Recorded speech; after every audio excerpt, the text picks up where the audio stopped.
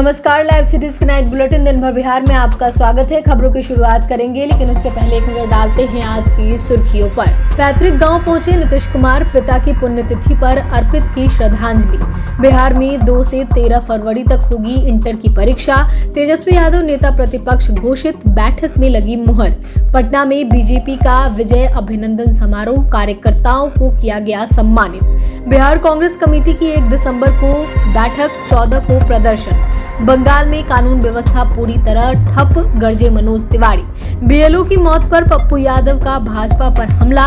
SIR पर ममता बनर्जी झूठ फैला रही, मंगल पांडे का आरोप। बिहार की जेलों में पुलिस की रेड, दलबल के साथ पहुंची पुलिस टीम। बिहार में 1 दिसंबर से पड़ेगी कड़ाके की ठंड, आईएमडी की चेतावनी। अब खबरें विस्तार से।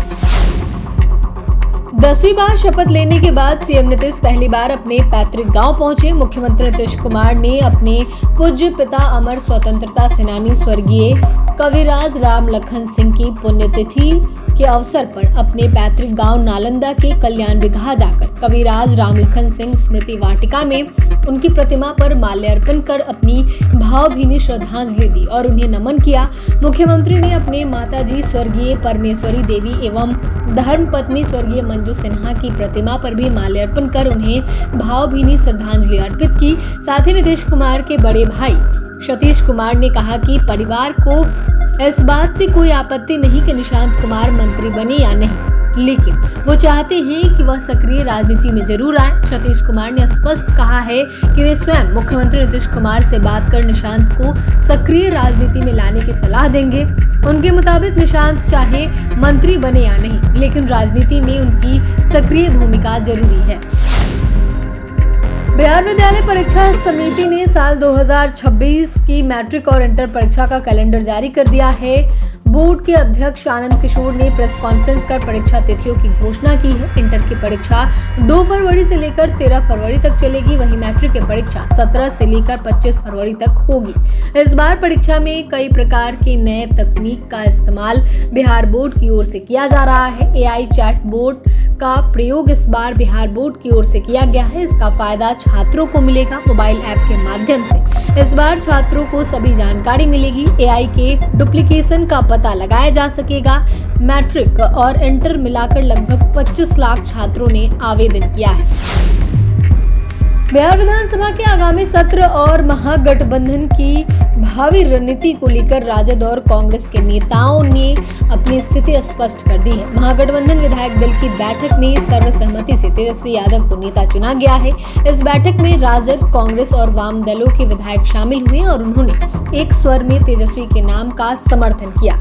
बता दें कि इससे पहले 17वीं विधानसभा में भी वही नेता प्रतिपक्ष थे। महागठबंधन की बैठक में शामिल होने के लिए तेजस्वी यादव शनिवार को दिल्ली से पटना आए। एयरपोर्ट पर जब पत्रकारों ने उनसे सवाल किया तो उन्होंने किसी भी सवाल का जवाब नहीं दिया और सीधे बैठक के लिए रवाना हो गए। विधानसभा चुनाव में एनडीए की प्रचंड जीत के उपरांत राज्य भर में भाजपा के वरिष्ठ कार्यकर्ताओं का जुटान शनिवार को भाजपा प्रदेश मुख्यालय में हुआ।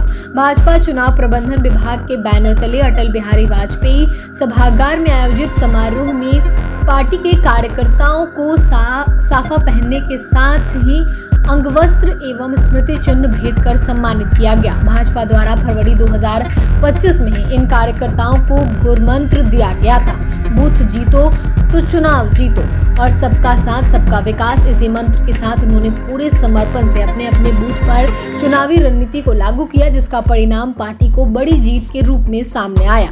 समारोह में भाजपा के प्रदेश अध्यक्ष दिलीप जायसवाल, बिहार के उप मुख्यमंत्री सम्राट चौधरी समेत कई वरिष्ठ भाजपा नेताओं ने कार्यकर्ताओं को प्रशस्ति पत्र देकर सम्मानित किया और कहा कि एनडीए के प्रचंड जनादेश में एक एक कार्यकर्ता ने जी तोड़ मेहनत का योगदान है।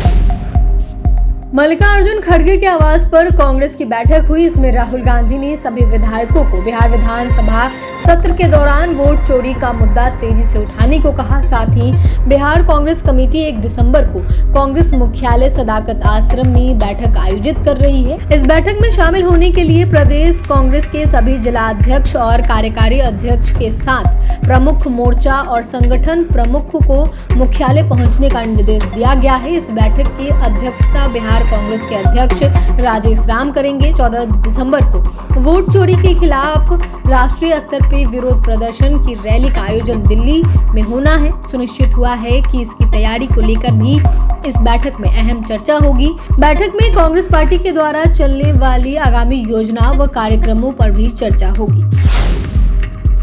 तेजस्वी यादव द्वारा पार्टी विधायकों की बैठक बुलाए जाने और समीक्षा बैठक पर मनोज तिवारी ने कहा है कि समीक्षा करना सही है, लेकिन जो जानकारी हमारे पास है उसमें कई मुद्दों पर कोई जिम्मेदारी लेने को तैयार नहीं है। उन्होंने जोर देकर कहा कि पार्टियों को अपनी समीक्षा बैठक करनी चाहिए।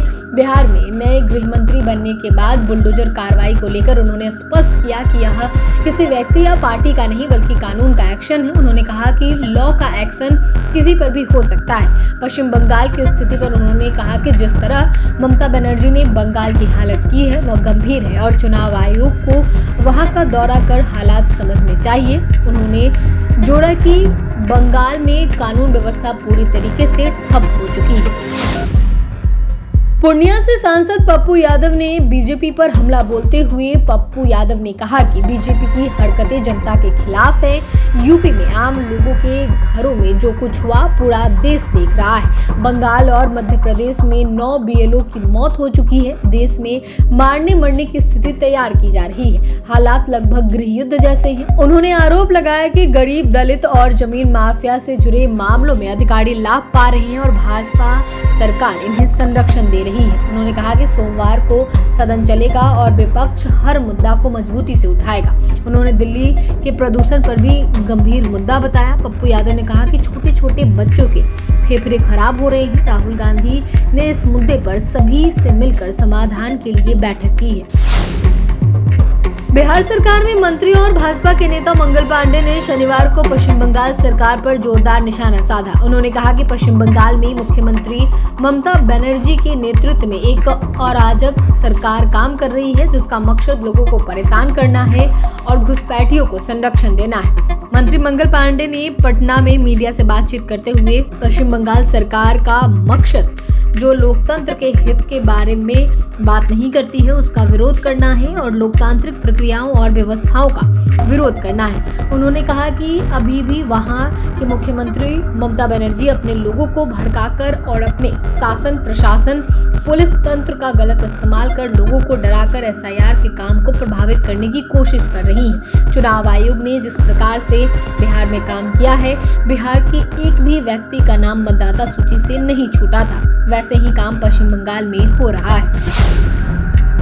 बिहार के 8 जिलों की जेलों में सुबह सुबह पुलिस ने रेड की। पटना, पूर्णिया, बेगूसराय, मोतिहारी, मुंगेर, दरभंगा, मुजफ्फरपुर और गया जी में दल बल के साथ पुलिस अधिकारी जेल पहुंचे और जांच की। जिलों के एसपी और डीएम के नेतृत्व में पुलिस टीम के साथ ये रेड की गई। सभी जगहों पर जेल के अंदर वार्ड को खंगाला गया, कैदियों की तलाशी ली गई, स्टाफ से पूछताछ हुई। खाना बनाने वाले किचन के स्टाफ से लेकर बाथरूम तक चेक किया गया। बताया जा रहा है कि छापेमारी के दौरान बेऊर जेल में बंद बाहुबली अनंत सिंह की सेल की भी चेकिंग की गई।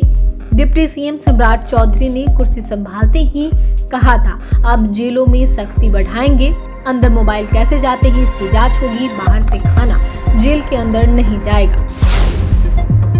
बिहार में पछुआ हवाओं के कारण तापमान में लगातार गिरावट हो रही है। शहरी और ग्रामीण दोनों क्षेत्रों में सूर्यास्त होते ही कड़ाके की ठंड महसूस हो रही है।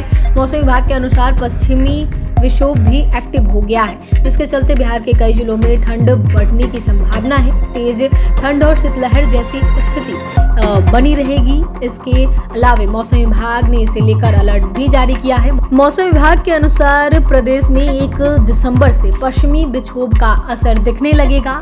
इसके सक्रिय होने के कारण पूर्वी चंपारण, पश्चिमी चंपारण, शिवहर, गोपालगंज, सीतामढ़ी और सिवान में अधिक प्रभाव पड़ेगा। इन जिलों में तापमान में गिरावट आने की संभावना है। वहीं आईएमडी ने भी अपने पूर्वानुमान में दिसंबर की शुरुआती दिनों से बिहार में ठंड बढ़ने की संभावना जताई है।